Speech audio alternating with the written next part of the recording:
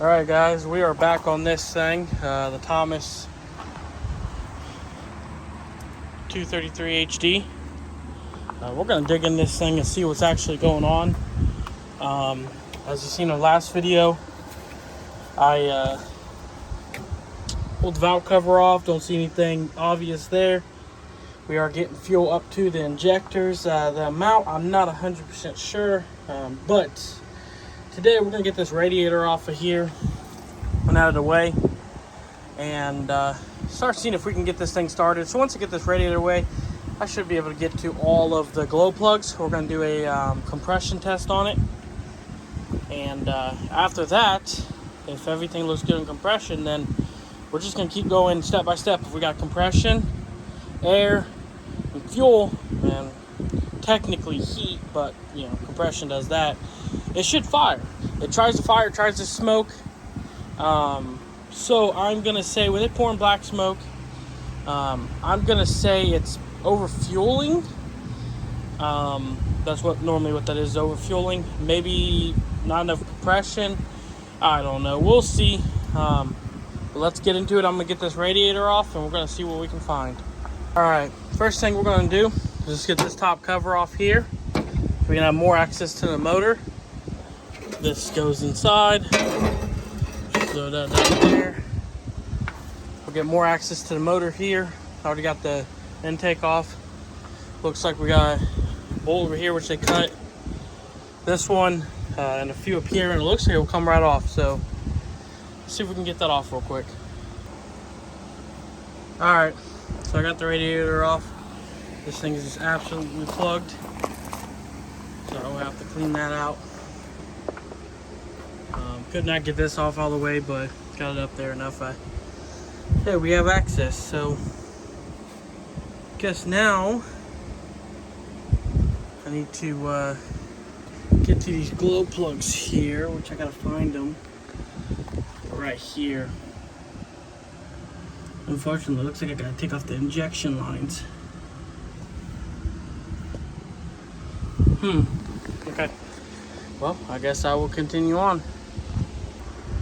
Alright, so I got the glow plugs out. Had to fight with them. They don't look bad at all. Actually, really good shape. So I'm going to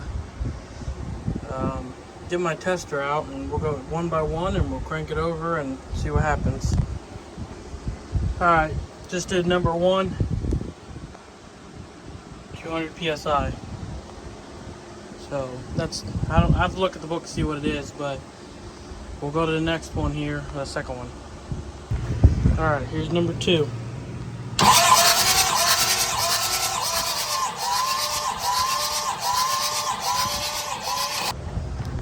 So number two is 250. The start button got stuck, so I had to stop it so I could get that off. 250. Alright, so third one, about 250. So 210, 250, 250. So let's go to the fourth one. Alright, fourth one, under 200, 190. Now I can't guarantee that this, compression tool is actually sealing. It's a Hobo Freight one, but at least we know I got compression out of the first four. Now let's go to 5 and 6. Alright, so here's number 5. About what, 240, 250? It's about right there. So we're gonna go on to 6. Alright, and the last one, 200. So compression is low, but not low enough I wouldn't think it wouldn't start. Let me get the book and let me see what the compression pressure is supposed to be. Alright, so I got to look into the book. I had to print this off. So OEM is 441. Now that's brand new. That doesn't really show the tolerance of it. So I looked in here and tried to see, but nothing was in here. So I went online, found this, the Kubotas, and there's the engine S28, 412 to 469, lowest 327. Well, here's ours. One's 200, 2 is 250, 3 is 250, 4 is 190, 5 is 240, 6 is 200 now. You know, that's estimated, of course. But I'm gonna say it's time for a rebuild on this thing. So I'm gonna look up and see what I can find one for, and see if I can get it. So probably what we'll do first is I'm gonna look first before I decide if I want to sell this as is, or if I want to just fix it and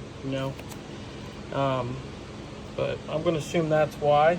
Now what I can do is I can put like oil, Marvel Mysteries or whatever that is in the cylinders, and see if we can bring it up. Now it could be like this because it's sat. I don't know how long this thing had sat for, so I guess I'll have to see. But right now it's looking like we're gonna have to do a rebuild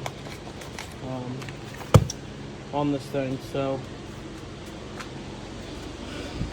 it does not, I mean, it's not bad to do. We have to pull the engine, which the state I got it in is not too bad, but a couple mounts, 4 mounts in the shaft and exhaust, and they come out, so not too bad. But let me do some searching. Let me see.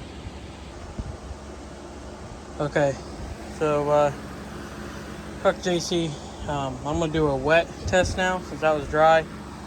I got some oil, I pumped in each cylinder, rotated it about 20 revolutions, and I'm gonna put this back in and see what we read. So first, well, number 6, 380. So I'm gonna say it's rebuild time. We'll go through just for the entertainment of it. We'll just bring it on back. All right, so we are up to almost 500, about 460. So let's do number 4. All right, here's 4.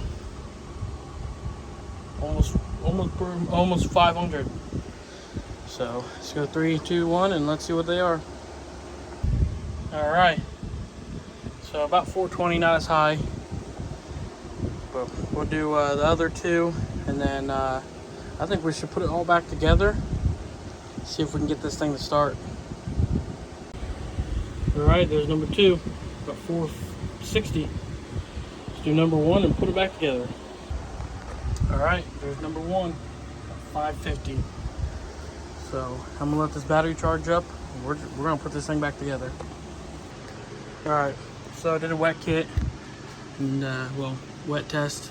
So 1, 550, 460, 420, 490, 460, and 380. Number 6 was the lowest. But it's also a harder one to get to, so I don't know if I put enough oil in it, just like I did the rest of them. But we're definitely gonna have to rebuild it on that one. That shows the rings are not seating properly and just worn out. All right, at this point, we're gonna put it back together. See if we can get this thing to fire up so I can test all the operations on this thing. All right, so I got it all back together, injection lines, everything like that. I gotta bleed it out and we'll try to see if it'll start. I'm gonna try to catch it starting, but you never know what's gonna happen, so I gotta be prepared for it.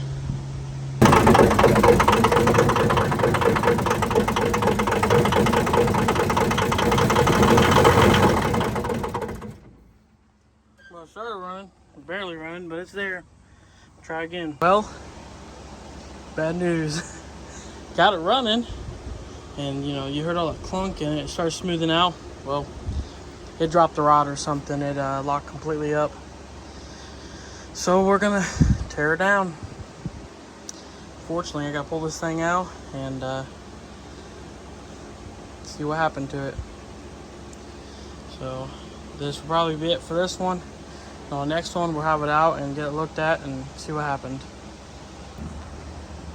All right, so I've got fuel disconnected, throttle linkage, battery. Front two motor mounts are loose. The rear ones I got to get to. I got to get exhaust and the coupler in the back, and should be ready to pretty much pull this thing. So I'm going to continue on it, and I'll keep you updated as I go. Alright, I'm going to get the forklift ready. Pretty sure I got this thing unbolted. We can get in here, get it lifted up, and continue on.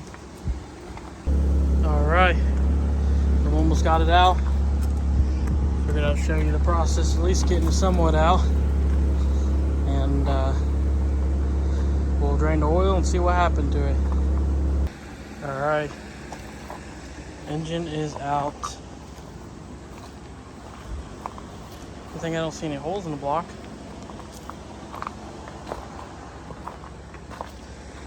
So now I need to set it up on something where I can hang it from right there. Pull the head off, and then we'll pull the lower pan off. Or we might just pull the mounts off and just pull the lower pan as it is right now. That might be easier. Okay, let's get to it. Alright, so I got this thing pulled apart, and I do not see anything visibly wrong with it. No broken rods, anything like that, but it is locked up tight. So maybe something in the top end, or a bearing, or something in the front cover, timing cover. But we'll continue. Alright, so this is where I'm at. No, it's not sitting on the crank. The crank sits up in. So I'm going to start taking off these lines, getting these heads off. I can see what's going on there. Maybe drop the valve, I don't know. We'll figure it out. It doesn't look like anything from underneath, so I guess that's good. Alright, so I just got the head off. Head looks perfect. So I'm going to say it's in one of the chambers. That one's from where I took the head. So I'll get all that sucked out and get it up on its back, and we'll see any more of it. Alright, so it's got dark out here, but we're going to take this, get up on chains, get it flipped up on its back, and see what the rods. I think it's locked up a main or a rod on it. It was a pretty hard clunk. It could have been gears in the front. So I guess I need to get the front cover off too. But let's get this lifted up on its back and see what we find. Alright, so I'm back out here this morning. We are going to pull this front timing cover off. I have been pretty much looking and thinking all night. And being that there's nothing in the bottom end broken, and it was a pretty dramatic stop. I wonder if one of them gears did it or something fell into a gear. So I'm gonna try to get this front cover off today, and that's my whole plan. Get this off, see if that's it. If not, then we'll flip it over and pull the crank out. Alright, so here's what I'm seeing right now. Oil pump gear stripped out. It is turning. That's stripped. So something's locked up. So I guess I'm gonna continue with trying to get these gears off to see which one's locked up here. Cam, I can feel it turn. I guess I'm just gonna keep continuing. But I figured I'd at least show you guys this. They cracked that housing too. Alright, so I got this thing somewhat torn apart here. Pistons are in there, well, 3 of them. I can't get the other 3 out because the crank is, so the main seized. Or one of them did. I can get every one but this one to turn as you, so it comes out the rear. Say it's in its own casings.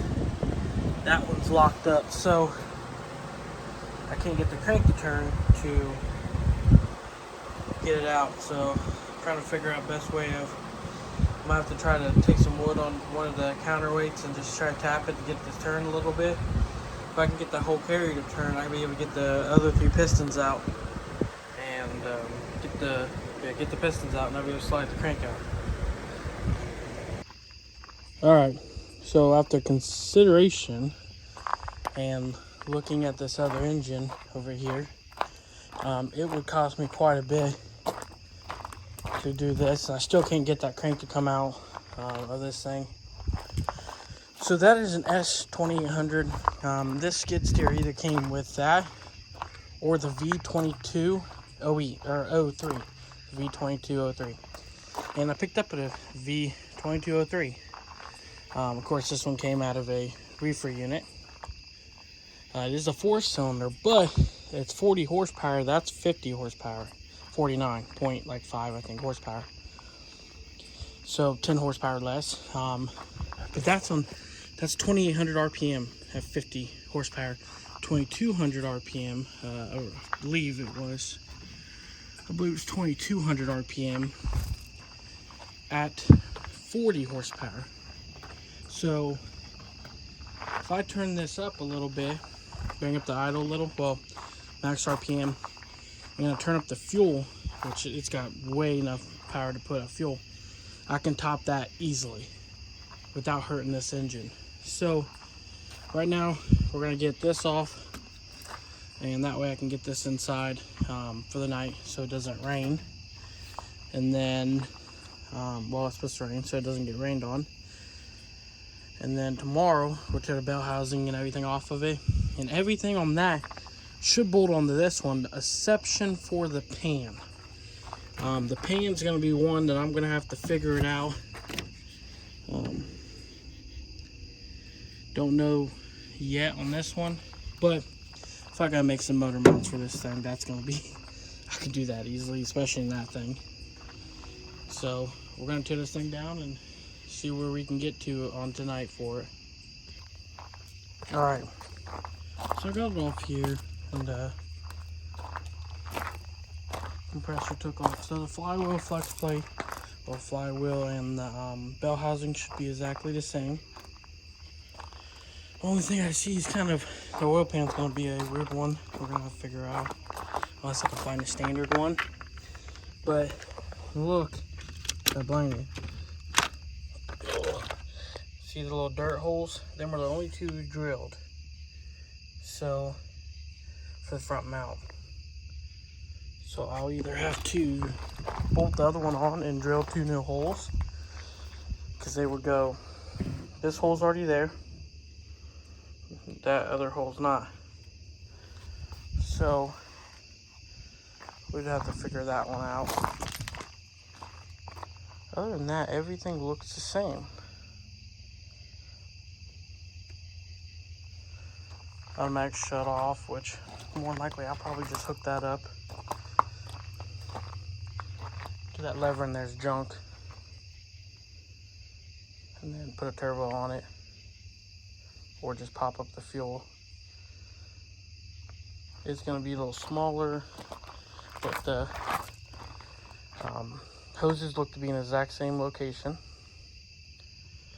We'll have to figure something out on the fan. Actually, fan bolts right onto that, yeah. Fan should be able to bolt right onto the front of that, yeah, so that would work just fine.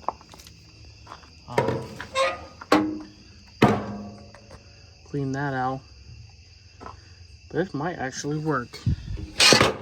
Just gotta figure out that oil pan. Alright, I'm gonna call tonight, and we're gonna see what we can find on oil pan wise.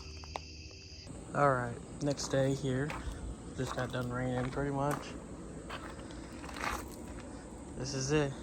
So this is a V2203, which is 2.2 liter.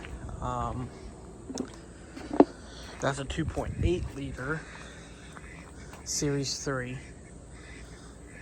Came out of carrier unit, you know, reefer unit for semis. So it is 4-cylinder, but I gotta look at the book over here, which is kind of weird. I don't know how they put this, but it says, see, that's what I just got. That's what was in it. 52 horsepower, 58 horsepower. But if you go on the Thomas's website, it shows this being 51 horsepower. And if you go and just Google that one, it shows it being 39 horsepower. 39.8. That was like 50.8 or 50.9. But it also shows like the same bore size and everything. So I'm not sure. It's kind of weird. This never came in a turbo model, which it says turbo, so this might have been taken off of another unit. So it does rotate. Nothing's locked up on it. The only thing I see locked up on it is this rear throttle. I do have another one, and that one's more likely just a bushing that's stuck. But my plan today, we're gonna try to get this thing to start. I gotta get jump cables on it, get it hooked to the battery. I left the starter, left the flywheel and everything on for now. We're add some fuel to it. Probably what I'll do, I don't like using ether really, is to run the fuel supply off of that and just run it right down in it, and gravity free, because that tank's higher than this. So it is full oil, no water in it. So I gotta fix that first, and then we'll see if we can get this thing to start. Well guys, you know, if there's a way that it can be a pain in the butt for me, it will find its way. This is where we're currently standing with this engine. This is the V2203 that I just bought, and I rolled it over there, and you know, I didn't have the tools with me, so I rolled it over with the belt that I had, and I got to turn a little bit, and I'm like, okay. You know, I didn't check the full revolution, boo-hoo. I got cheap, like I mean cheap, because these things are like $2,500, $3,000 around here, if not sometimes more. So I go get home, I get the air compressor off, and I go to roll this thing over so that I can well, first I'll fight with the damn governor spring, because this was seized up, the throttle was. So I fixed that by pulling another one off the other one, and I go to turn it over, and it barely turns over and stops. I can roll it 360, or not 300, but 180 degrees, and it will stop. Either like a rod was broken, or had something in the cylinder. So I pulled all the glow plugs out. Still couldn't get the rotate. And so I'm like, wow, really? Okay. Well, I don't see any holes in the block, so I guess that's a start. He said it ran. He said this thing ran, but it sat outside for the last month, covered. I'm like, okay, you know. So I bought it, you know, it would have been stupid not to. The head was worth what I paid, twice what I paid for it. Or really 3 times. So I pull it off, and this is the head cleaned up. I pull it off, and 1 and 4 has water in it and has started rusting the cylinder. I don't know if this would rotate because the battery's not the best. No. But I cleaned up the cylinders a little bit and got it to break free, and now the cylinders look actually pretty good. You know, that's not pitting. I don't feel it with my fingernail. It does not have any scoring. Well, some that I can feel. But so I may have to I'm gonna clean up this deck real quick on this. I may have to re-sleeve this block. I will buy a rebuild kit, because you can still see the cross hatchings on it. But if you cover it with a towel, like a paper towel, it sucks your hand in. So I may not need to. I may just need to put it down and quick hone, and then call it done. He said it ran great, and it's got low hours on it. So I mean, inside of this thing looks beautiful. So I don't see why I can't believe him on that. But it did sit outside, so this could not have been his fault. It just kind of lack of care covering it up. But that's where I'm at right now. I did find an oil pan for it out of a tractor, so it's flat instead of that wide flat version. Bought it. It won't be here for a couple more days. Unfortunately, I'm gonna have to get a head gasket and some other things. But I found a woman on Facebook that has she listed it as a V2203 complete rebuild kit. I mean, sleeves, everything. I guess maybe her husband bought it and then never used it for $100. I'm like, okay, brand new, pistons, everything, gasket set. So I bought it, shipping it here. Well, I got looking at the pictures she gave me, and the gasket says V2403, head gasket. So I'm like, that's weird. So I got looking up the piston numbers, and I think it's a 2403 rebuild kit, just mislabeled. But still, for $100, I mean, it's worth having around. It's got the sleeves and everything in it, because you never know, I may have to find another one of these things. So we'll get, once it gets here, we'll find out what it is. From what I looked up, they're almost exactly the same piston height, everything. So I don't know what the difference is between them. The bore sizes are the same. Maybe they just give it some extra stroke on the rod, and maybe the piston wrist pin height is different. I don't know yet.